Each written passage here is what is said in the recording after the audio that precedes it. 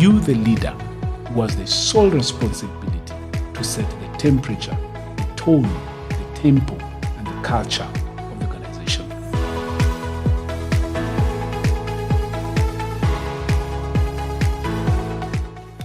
Hey, welcome again to the Oscar Amisi Leadership Podcast, where we are passionate about leadership.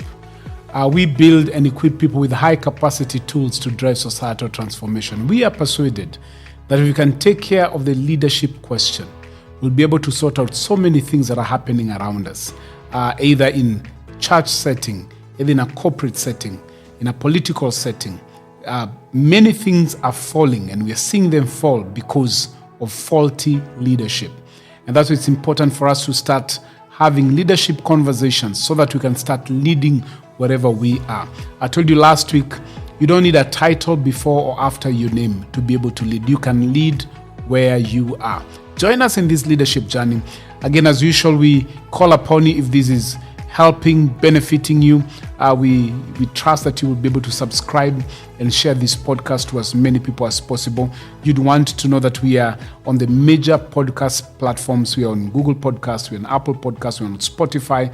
Please go ahead and share, go ahead and subscribe.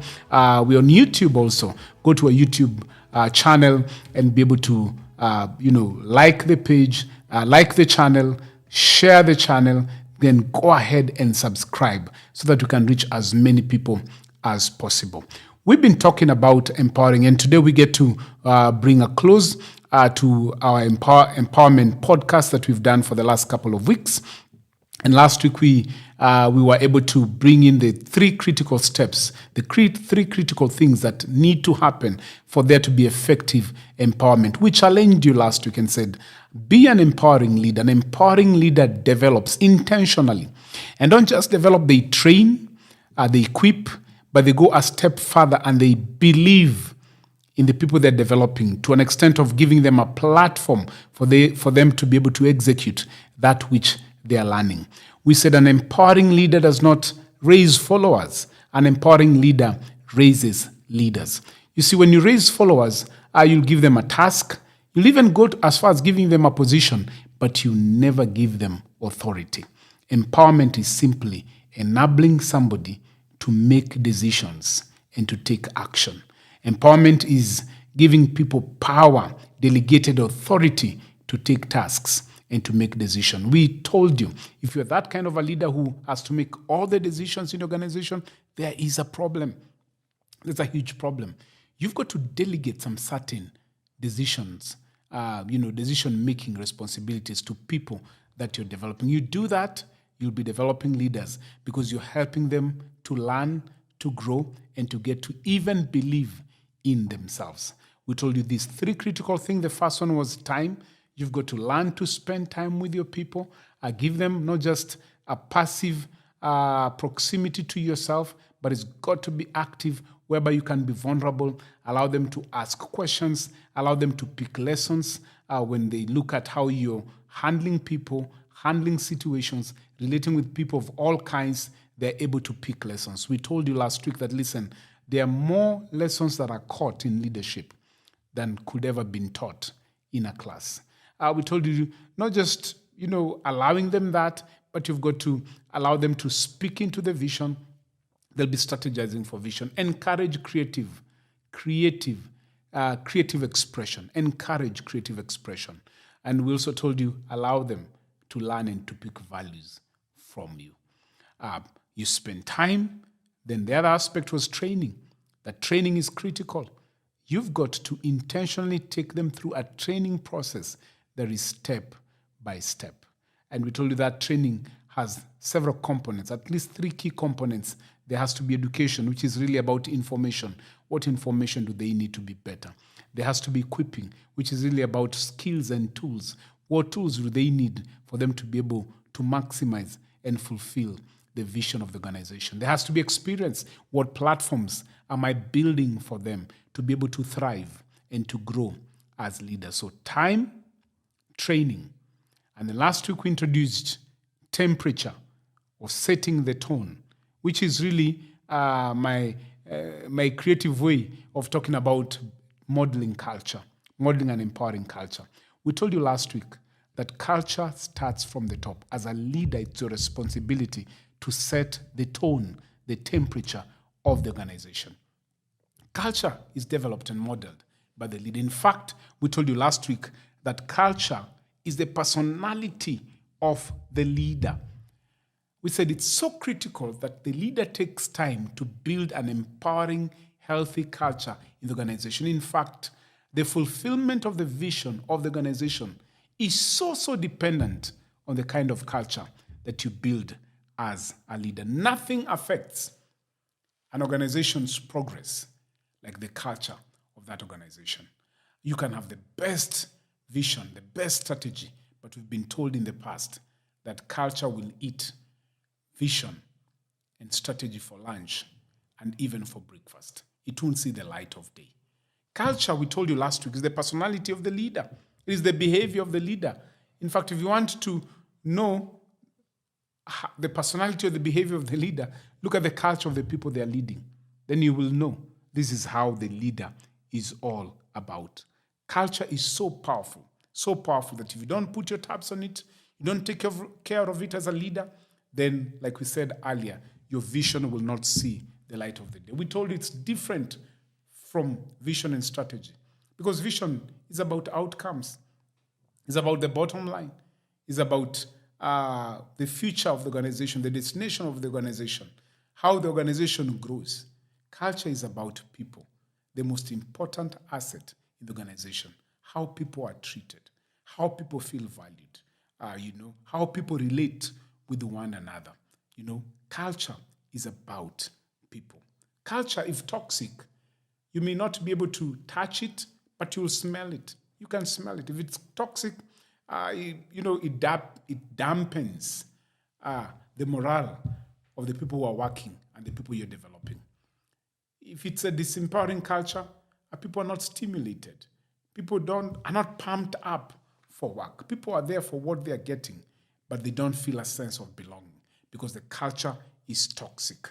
But a good culture, a thriving culture, a healthy culture in the organization will pump up the people. People will feel, I'm not just in here for the paycheck at the end of the month.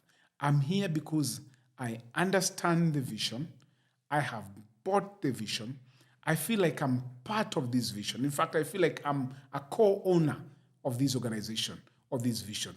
And I'm totally sold out to make sure that this vision is fulfilled. This vision sees the light of day. What encourages that? The thing that encourages that is a healthy, positive culture. Who builds that culture? Is it the people that you're developing? Is it the people at the bottom, at the mid-level? No. Culture is developed, modeled, and built by the leader himself or herself. It is the responsibility of the leader, and I reiterate, it is the responsibility of the leader to set the tone, to set the temperature.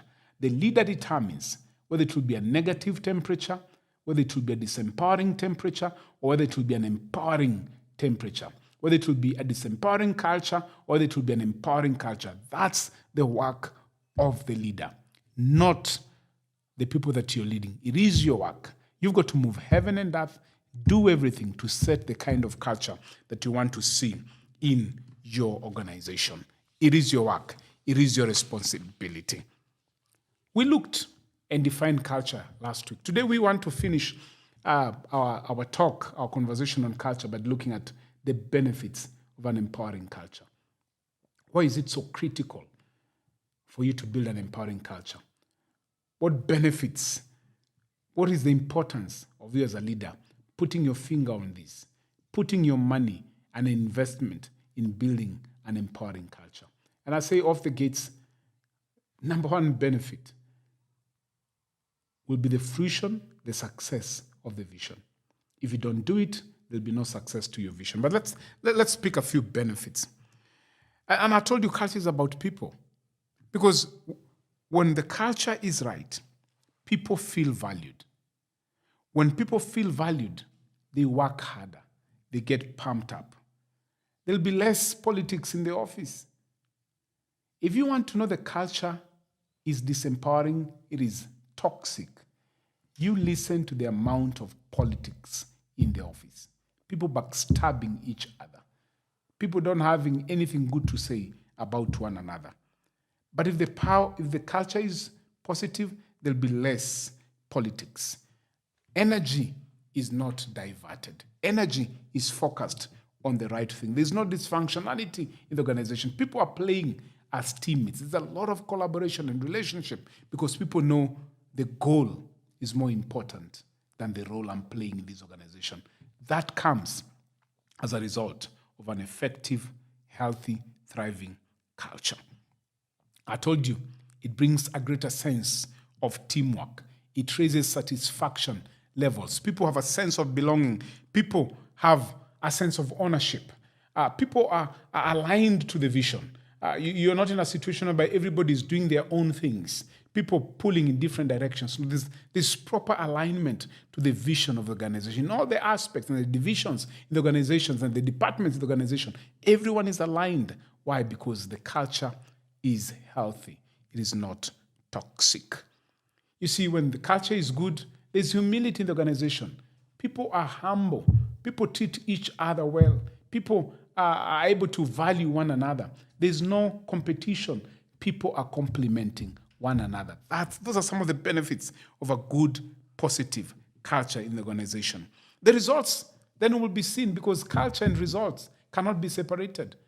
In fact, if you're thinking about the bottom line, I'll challenge you. Build a positive culture. You will get your results.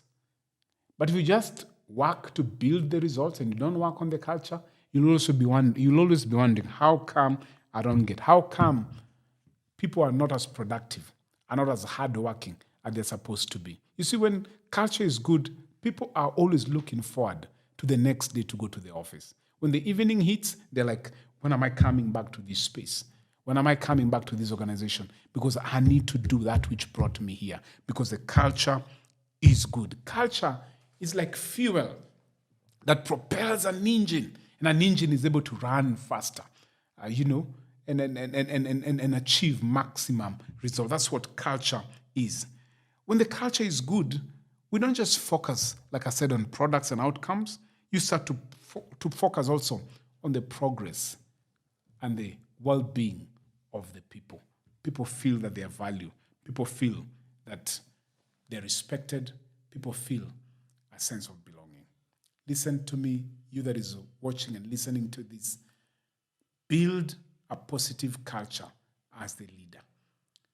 You do that, it's like you'll be fueling the fulfillment of the vision of your organization.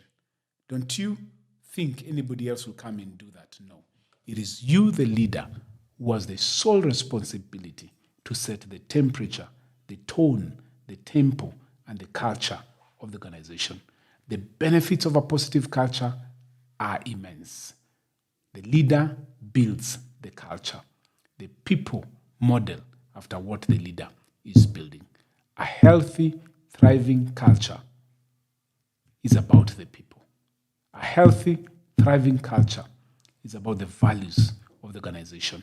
Build it and see how far your organization will go. Thank you so much again for joining us today. Thank you. I pray that if this is beneficial to you, you won't just keep it to yourself. You will share this teaching. You'll share this podcast.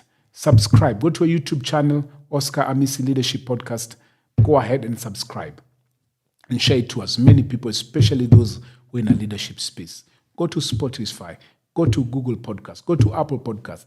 Subscribe and get your friends to do it. Join us in this journey of having these leadership conversations so that we can shape our leadership narrative for the better in the spaces that we find ourselves in. Like I will always say, if this teaching is benefiting you and you want to get more in greater detail, go to Amazon. Get my newest book, Seed It Out, How Great Leaders Become Great Leader Makers, because that's the work of a leader. This book will help you and tool you in your leadership journey to make you effective and a leader with impact as you lead those around you. I'll challenge you as you bring this to a close. Would you identify a few people that you can empower as a leader? Spend time with them, train them, and then set the temperature, model an empowering culture. See you again next week as we pick on a different topic on our Leadership Journey Talks. See you again. If you have a question, write it in the chat. We'll be able to respond to you. Thank you so much once again. See you next week.